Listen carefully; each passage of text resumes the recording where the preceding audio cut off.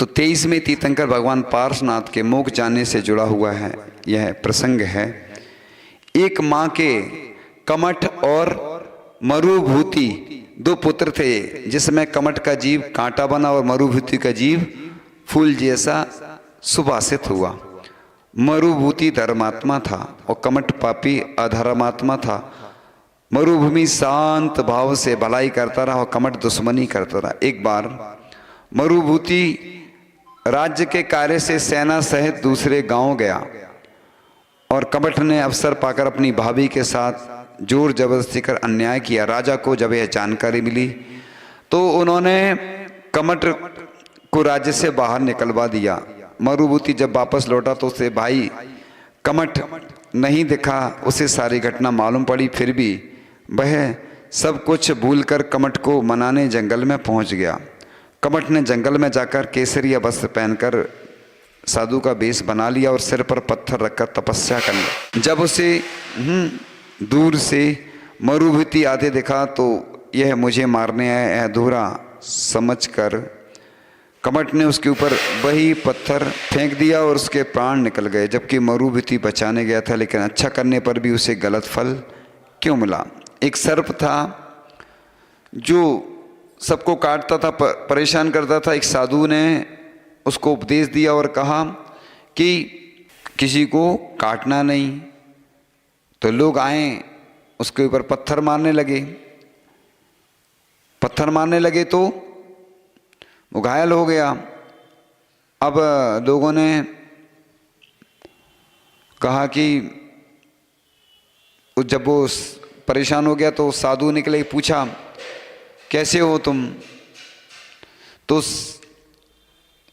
उसने कहा कि आपने कहा था कि काटना नहीं, जब से हमने काटना बंद कर दिया तो मेरे ऊपर लोग पत्थर मारने लगे तो मुझे परेशानी होने लगी। तो साधु ने कहा मैंने ये कहा था कि काटना नहीं, लेकिन फुसकारना नहीं छोड़ना। जैसे वृक्ष होते ना, एक छोटे वृक्ष होते तो वो झुक जाते हैं और जो बड़े वृक्ष होते वो अक्खड़ होते तो गिर जाते हैं। तो इस प्रकार से बात चल रही थी कि अच्छा करने पर भी उसे गलत फल क्यों मिला। इसका कारण है कि मरुभूति ने विपरीत वृत्ति वाले के साथ राग भाव रखा था। इसी कारण मरुभूति को 10 भवों तक कष्ट को सहन करना पड़ा। आचार्यों ने कहा है कि माध्यस्थ भावो विपरीत वृत्तौ, जिनसे हमारा अच्छे संबंध नहीं है तो क्या करना अपन को? घर में देवरानी जेठानी, सास बहू, पति पत्नी, पड़ोसी, रिश्तेदार, ये समस्याएं सब जगह आती हैं। चाहे आप सर्विस करते हों, विदेश में रहते हों, देश में रहते हों, सबके साथ ये पल पल में, चाहे साधु हो चाहे श्रावक हो। साधु तो धीरे धीरे अभ्यास करते हैं तो समता धारण कर लेते हैं, लेकिन कई बार निमित्त बन जाते हैं ऐसे। श्रावक तो इतना नहीं कर पाता है। जब भी विपरीत परिस्थितियाँ आती हैं तो उसको भी क्रोध आ जाता है। इसलिए धीरे धीरे अभ्यास तो करना चाहिए। साधु भी अभ्यास करते तब हो पाता, तो भी कई बार निमित्त बन जाते हैं ऐसे। इसलिए माध्यस्थ भावो विपरीत वृत्तौ, यानी जो विपरीत वृत्ति वाले हैं उनके प्रति क्या रखना? माध्यस्थ भाव। माध्यस्थ का मतलब कहलाता ना उनके बारे में अच्छा नहीं, अच्छा तो सोचना, बुरा नहीं। मतलब जैसे अपन कई बार घर में हो जाता ना, किसी की पटरी नहीं खाती तो उससे अपन ज़्यादा फिर नहीं बोलते, उसको कुछ छेड़ते नहीं, उसको जैसा करना। लेकिन ऐसा भी नहीं करना एकदम से कोई शराब पीता हो, कोई गुटखा खाता, कोई गलत काम करता तो समर्थन नहीं करना उसका, उसको प्रयास करना। भगवान से प्रार्थना करो। हम भी रोज़ प्रार्थना करते हैं भगवान से कि हे भगवान इसका कल्याण हो जाए, इसके रोग दूर हो जाए। अब आचार्य से चाहते सबका कल्याण कर देते ना, ऐसा होता है क्या? भगवान भी चले गए मोक्ष सबको कल, ऐसा नहीं होता है। अपने ये कहा है कि साधु मोक्ष मार्ग पर तो चलें, लेकिन पहले अपना फिर दूसरों का कल्याण करना। इसलिए धर्मोपदेश देते हैं, प्रवचन बहुत सारे लोग सुनते हैं। जरूरी नहीं कि सब लोग पालन करें, कई लोग कर भी लेते हैं पालन। दान के बारे में बोला तो लोगों ने तुरंत दे दिया, है ना। तो अच्छी बात होती ना, सुनने से लोगों को असर करती ना। है ना। तो चंदन बोला कि मम्मी ने बोला कि महाराज जी ने प्रवचन दिया, तो अच्छी चीज़ें होती ना तो लोग तुरंत करते हैं, रिएक्शन होता है, एक्शन होता है ना। तो ऐसे ही होना चाहिए। अगर पूरे देश के लोग ऐसे ही करने लगे तो सुधर जाए अपना देश। सुधरता क्यों नहीं है ना। तो बस पालन करते नहीं है ना लोग।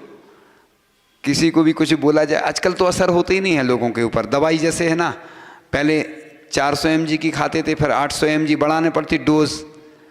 इसलिए आचार्य जी कुछ बोलते थे, मान लो कोई कर रहा है तो ठीक है, नहीं कर रहा तो फिर ठीक है। तो बस माध्यस्थ भाव, जो विपरीत धर्म के विपरीत हैं उसमें ना राग ना द्वेष, माध्यस्थ। ये राग द्वेष अपन पढ़ते तो रहते थे। तो राग का मतलब, अब जैसे कोई अच्छा काम करता है तो राग तो हो जाता, नहीं हो जाता, और कोई बुरा करता है तो द्वेष हो जाता कि नहीं। जैसे कोई आहार में जिद करता है तो कई बार विकल्प आते हैं, लेकिन वो जिद नहीं करेगा तो उसको पुण्य भी तो नहीं बढ़ेगा। पुण्य कैसे बढ़ता है? पुण्य काय से बढ़ता है? पुण्य काय से बढ़ता है? पुण्य काय से बढ़ता है? तो आहार में तुम जब तक 2-3 बार नहीं बोलोगे तो पुण्य भी नहीं बढ़ेगा ना। इसलिए अपन निवेदन कर, उससे लगाने से कुछ नहीं होगा, रहने दो, खोल दो। वो तो उसको बोल दो, थोड़ा कर लेगा वो, फिर रोशनी नहीं आती ना। तो बस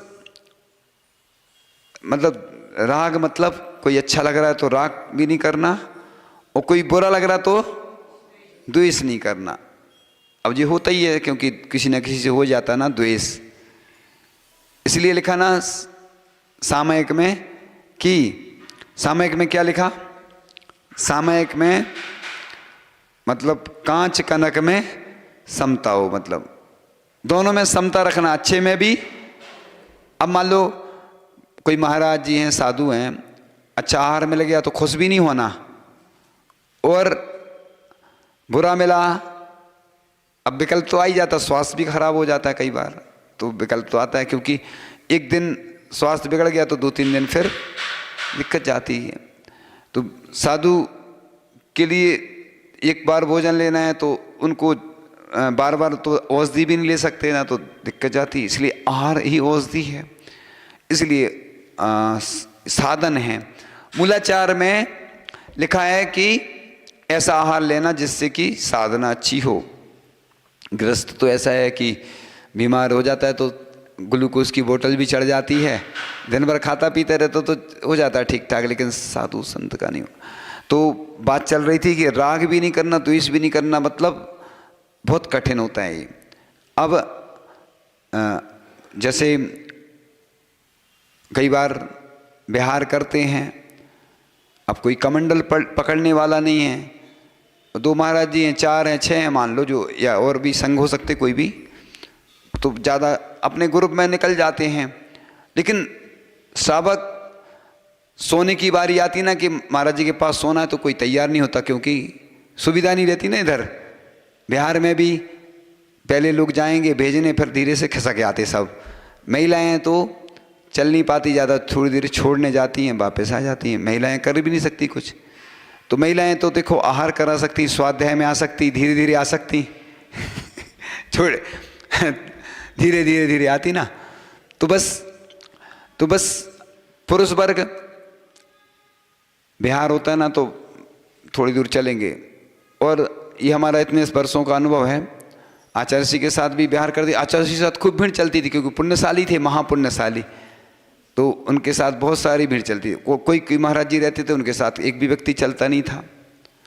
तो ये भी तो पुण्य के कार्य हैं, हर कार्य पुण्य का है। जैन धर्म में जितने भी कार्य होते हैं महापुण्यवर्धक होते हैं। मतलब ऐसा नहीं सोचो कि बस जो दिख रहा है बस उसी में पुण्य है। अपन अभिषेक करते हैं, शांति धारा करते हैं। कई गाँव में एक व्यक्ति भी अगर शांति धारा कर रहा है तो पुण्य नहीं लग रहा उसको, और पंचकल्याणक में बहुत सारी भीड़ देख रही है, हाँ उनके उसमें ज़्यादा पुण्य लगता है, ये तो लिखा है शास्त्रों में। लेकिन ऐसा भी नहीं लिखा कि बिल्कुल अगर एक व्यक्ति अभिषेक कर रहा कोई गांव में तो उसको पुण्य नहीं लग रहा है, ऐसा नहीं। अब संख्या के आधार पे पुण्य तो बढ़ जाता है।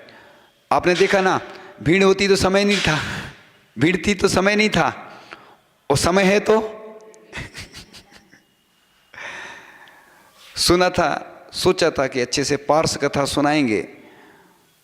और सुबह भी ऐसा नहीं सुनाने का सब रहता, हमें मालूम था, लेकिन कल भी ऐसे ही हुआ था।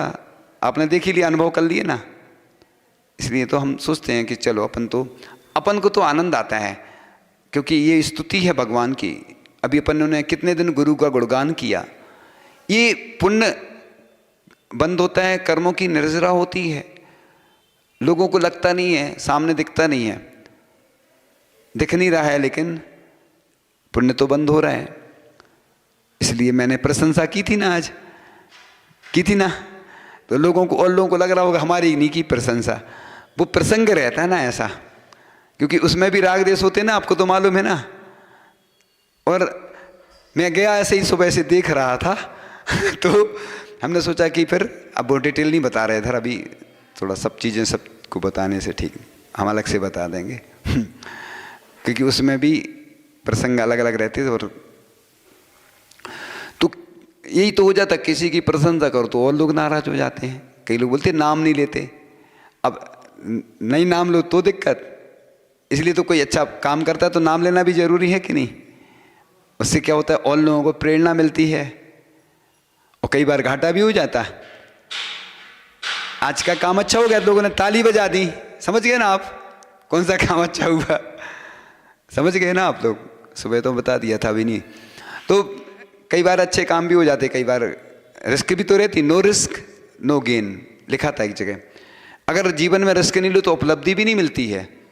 तो कई बार माध्यस्थ भावो विपरीत वृत्तु, यानी उधर कमठ भी चोरी करते पकड़ा गया और मारा गया। आर्त और रौद्र ध्यान से मरकर दूसरे भाव में मरु भूति का जीव, वज्र घोष हाथी और कमठ का जीव कुट नामक सर्प बना। अभी हम क्या है ना, पहले ये स्तुति पढ़ लेते हैं, थोड़ा अच्छा रहेगा, क्योंकि वो स्तुति तो मतलब ये वाली तो चल ही रही है। पार्श्वनाथ उपसर्ग विजेता, भाव कर्म के तुम हंता, भीतराग सर्वज्ञ कहाते, त्रिभुवन के तुम भगवंता। तेरा चिंतन ध्यान न बन भी, कर्मों का क्षय है करता। पाद मूल में भगवन तेरे, नित प्रतिदिन मस्तक धरता। पारस अधम लोहे को तो स्वर्ण करे जगने जाना। पारस चरण में जो भी आता, हर रोग हरता माना। ध्यान द्वार से तुमको प्रभुवर, हृदयासन आज बुलाया है। हृदयासन माने हृदय का आसन, इसलिए तो ठोना रखते ना, मतलब हे भगवान मेरे हृदय रूपी। इसलिए मैं बोलता हूँ, जब भी उदक चंदन तंदुल पुष्प कैश्चर सुदीप सुदूप फल अर्घ कई, धवल मंगल गान, ज्ञान बोलते लोग। अब आप लोगों की हमें जब समय मिलेगा, शांति धारा में पूजन में शुद्धि करवाना है। लोगों के पास समय नहीं रहता। कई लोग आते हैं, महाराज जी हमें ये पढ़ना है। जब हमारे पास तो समय रहता है तो लोगों के पास नहीं रहता। और लोगों के पास, आज छपारा से एक में कोई आया, छोटा सा बच्चा था, तत्वार सूत्र तोत लिया में 10वें अध्याय के कुछ सूत्र सुनाए। तो महाराज जी तैयारी कर रहे हैं अभी से, जिसमें आगे वाचन करेंगे। हमने कहा बहुत अच्छा है। तो इसलिए तो आचार्य जी भी बोलते थे हम लोगों से, प्रतिदिन तत्वासूत का पाठ किया करो। कई महाराज जियों को याद भी हैं तत्वासूत कंठस्थ, हमने भी याद कर लिया था, फिर हम भूल गए। अब फिर से प्रयास करेंगे। तो पहले समय रहता था तो और चीज़ों में निकल जाता था, अब समय नहीं बचता है तो बस हो नहीं पाता वो। तो प्रयास करोगे तो सब हो जाता है। तो बस तत्वार सूत्र का शुद्ध उच्चारण अच्छे से सुन के पढ़ के करोगे तो बहुत अच्छा रहेगा। ऐसे ही बात कर रहे थे कि मम हृदय मुनिराज महामयजे। मम हृदय मतलब मेरे हृदय रूपी। अपन कई बार धर्मशाला में जाते ना, अर्घ्य चढ़ाते हैं, मंदिर में नहीं है। जिन ग्रह माने मंदिर होता है, लेकिन साधु को भी जिन माना है तो उस अपेक्षा से लगाएं वो अलग है। लेकिन मैं तो ये सरल भाषा में बोलता हूँ, बगीचा में बैठे, मैदान में बैठे, महाराज जी कहीं भी बैठे रहते ना, छत पे बैठे, अर्घ्य चढ़ाओगे तो कैसे चढ़ाओगे बताओ।